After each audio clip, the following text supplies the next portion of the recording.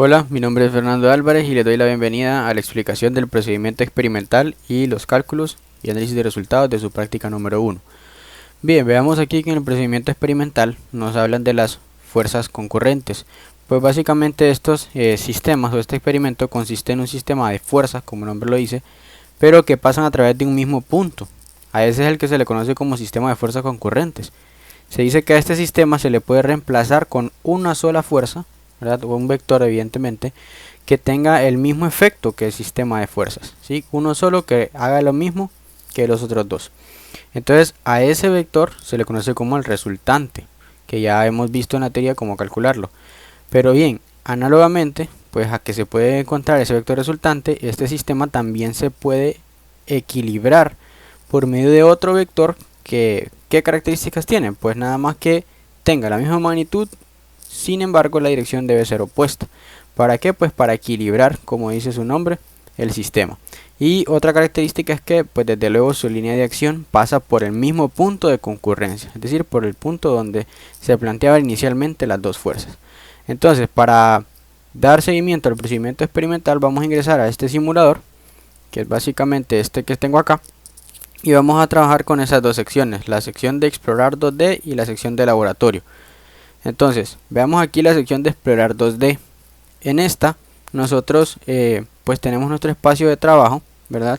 En esta parte derecha tenemos los vectores con los que podemos trabajar. Podemos trabajar ya sea con estos de color azul o con estos rosados, no importa cuáles elijamos.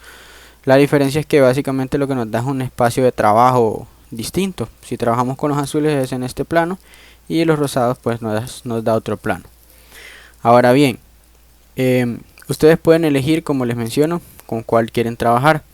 Y en la parte superior veamos esta barra donde nosotros lo que podemos ir viendo la magnitud y la dirección del vector que tengamos planteado. También las componentes, pero en este caso vamos a centrarnos más en la magnitud y en la dirección de ese vector. Vean algo bastante importante. Para mover el vector pues simplemente lo toman de cualquier parte menos de la punta del vector. Pues si lo toman de ahí es para básicamente girar y hacerlo más grande o más pequeño. Importante que el simulador tiene un pequeño detalle, y es que digamos si lo colocamos aquí en el origen, nosotros no podemos mover este plano. Entonces, por ejemplo, si yo quisiera un vector que tenga un ángulo, ¿verdad? Digamos ahí tiene 122 grados, pero ya no puedo seguir aumentando, ya no puedo seguir, la única forma de aumentar es que este vaya disminuyendo su magnitud, entonces me complica el trabajo. Para ello lo que podemos hacer es simplemente colocarlo en cualquier otro punto, ¿verdad? Desde luego que pues es más fácil trabajar con el origen, pero no hay ningún problema. Lo único que hacemos es imaginar como si el origen se desplaza hacia el punto donde tenemos el punto inicial del vector. Tampoco es problema debido a que el mismo simulador nos da ya en la parte superior la magnitud y la dirección medida con respecto a un eje horizontal y a partir de ese eje en la dirección contraria a las manecillas del reloj. Entonces, por ejemplo, si yo quisiera un vector ahí, ¿verdad? Y pongo otro, ahora sí puedo yo mover libremente. Bien, para quitarlos pues simplemente los regresamos. Y otra cosa importante es que en el simulador nos desplazamos conforme o según la cuadrícula. ¿Cómo así? Pues que si se fijan en detalle, yo solo puedo mover la punta del vector entre las esquinas de los pequeños cuadrados, ¿verdad? Que forman esta cuadrícula. Entonces se los menciono porque de repente los valores que se dan en su práctica, por ejemplo aquí en el primer inciso del simulador, pues básicamente deben ustedes colocar los vectores, pero si lo colocan acá en el origen, como les decía, de repente algunos como con este ángulo de 149 grados se les complicaría. Así que eso ustedes lo pueden ya lograr en estas, colocándolo en otro lugar. Y pues importante mencionar que, como les digo, está dividido en una cuadrícula. Entonces evidentemente pues los valores que se les dan acá son valores que desde luego se pueden tomar en el simulador. Por ejemplo, el primero habla de 11.7 a una dirección de 31 grados. Entonces digamos lo pongo por aquí en el centro y voy observando arriba. Si se fijan, ahí lo tengo, 11.7 magnitud y 31 grados. Entonces importante saber eso del que está dividido en cuadrícula. Y pues otra cosa que también deben considerar es que los ángulos de los vectores en el simulador solo van desde, miremos acá, 0 grados hasta 180, pero de ahí ya no continúa.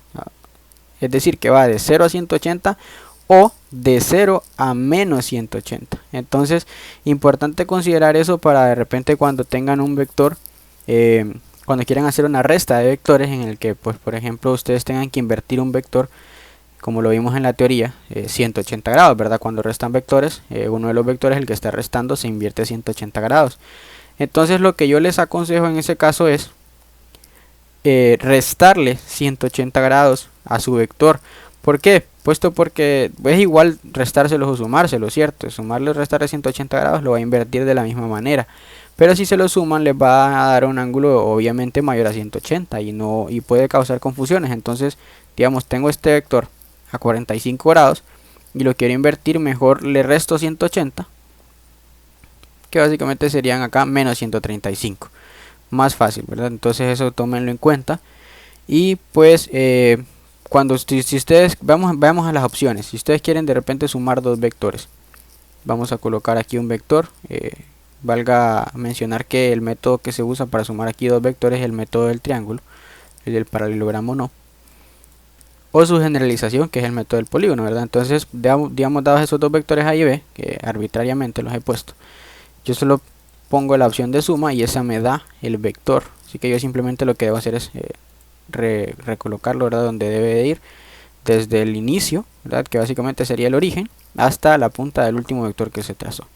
Entonces esa sería básicamente la resultante, ¿sí? Con la opción de suma. También pueden ustedes aquí habilitar la opción de valores y también, perdón, la de la dirección. Sin embargo, cuando se colocan más vectores de repente puede ser un poco cargada la imagen, entonces no recomiendo mucho utilizarla. Sí dejar habilitada la opción de la cuadrícula. Así que bien, ¿por qué no recomiendo utilizar esas opciones de valor y ángulo? Porque se ve de repente muy cargada la imagen, pero eso no es ningún problema porque recordemos que acá arriba nosotros podemos ver la dirección y la magnitud de cada vector. Así que no hay necesidad de habilitar esas opciones. Ahora bien, dentro de la otra opción que vamos a trabajar, el otro espacio que es aquí en laboratorio, pues básicamente es lo mismo. La única diferencia es que acá podemos nosotros colocar más de 3 vectores. Pero algo que tienen que tener en consideración es que cuando vayan a utilizarlos, los obtengan del mismo color, ¿verdad? Por ejemplo, si yo quiero sumar varios vectores, más de 3 vectores, digamos, vamos a hacer aquí rápidamente un ejemplo, pues debo sacarlos todos del mismo color. ¿Y esto por qué? Porque aquí hay dos opciones para suma, para el resultante, para los que son azules o los que son naranjas. Entonces, digamos, si aprieto aquí naranja no me va a dar nada, pero si aprieto el azul me da evidentemente la resultante aplicando el método del polígono de esos vectores que se están ahí sumando. Entonces, sí, consideren que tienen que ser del mismo color. Bien, para obtenerlo el vector resultante ya hemos visto que solamente de la misma manera solo debemos habilitar la opción de la suma y pues considerarlo aparte de los colores, que tienen que ser del mismo color. Ahora bien, algo importante que quiero mencionarles es aquí en su manual, pues deben ir haciendo esos cálculos que les muestra ahí. Vean que aquí hay una resta, así que ahí deben considerar lo que les mencionaba de cuando giramos el vector 180 grados, mejor restarle los 180. Vemos aquí en el inciso 7 que dice que arrastremos 3 vectores a la sección de trabajo con las siguientes medidas. Esas medidas son las que se muestran en esta tabla 4. Ahí no dicen el inciso, pero son esos de esta tabla 4 los que deben considerar. Y acá les dice que habilite las opciones de valores y ángulo para que pues puedan ir viéndolas. Pero pues yo recomiendo no habilitarlas en el sentido de que se ve muy cargada la imagen. Y si ustedes quieren conocer la magnitud o la dirección de los vectores, ya saben, simplemente lo observan en la barra superior. Seguidamente, y esto es importante, tomar captura de pantalla del montaje que vayan obteniendo con esos 3 vectores que les pide montar. Eso ustedes lo pueden hacer simplemente con apretando esos 3 puntitos. De acá les dice captura de pantalla. Entonces ahí les va a capturar la pantalla y se los va a enviar a su carpeta de descargas en la computadora. Esta configuración yo la he hecho de manera arbitraria, ¿sí? pero en su laboratorio le da ya las magnitudes y las direcciones. Ahora bien, en el inciso 2 se les dice que cambien el orden en el que se lo colocaron aquellos tres vectores, es decir, pues los mismos tres que hayan elegido, ojo que no son estos, los mismos tres simplemente lo vuelven a colocar, pero en un orden distinto, y van tomando captura, lo hacen de modo que obtengan tres combinaciones distintas, ¿verdad? Y dejan esas capturas porque más adelante se las pide. ¿Para qué se las pide? Bueno, pues ya en la parte de cálculos y análisis de resultados ya vamos a ver los primeros, pero aquí en el inciso 4 les dice que coloque las tres capturas y les pregunta que si el orden en el que se realice la suma importa. Entonces ahí ustedes experimentalmente lo van a determinar. Entonces veamos aquí en el inciso 1 ya de los cálculos y análisis de resultados, usando, dice, los datos de la tabla 1, que es la primera parte del procedimiento experimental que ustedes van a hacer. Calcular de forma analítica el vector resultante. Entonces aquí ya les dan estos datos que previamente lo hacen en el simulador de manera experimental, digamos, y acá lo van a hacer de nuevo pero de manera analítica, teórica, ¿verdad? Con el método de las componentes, que es el método analítico que estudiamos. Posteriormente les dice que encuentren de forma analítica la magnitud y el ángulo del vector equilibrante, que ya lo vimos previamente, es simplemente un vector con la misma magnitud pero con dirección opuesta. Y que vayan comparando si los valores obtenidos son iguales a los valores experimentales que ustedes pues obtienen en el simulador. Entonces básicamente sería eso. Los demás cálculos están bastante bien explicados, bastante fáciles, en el sentido de que pues son bien explicados, como repito. Así que pues espero que en esa parte no haya problemas. Sin embargo, cualquier cosa ya saben que estoy a la orden para cualquier consulta. Así que gracias por su atención y espero que puedan desarrollar su práctica sin ningún problema.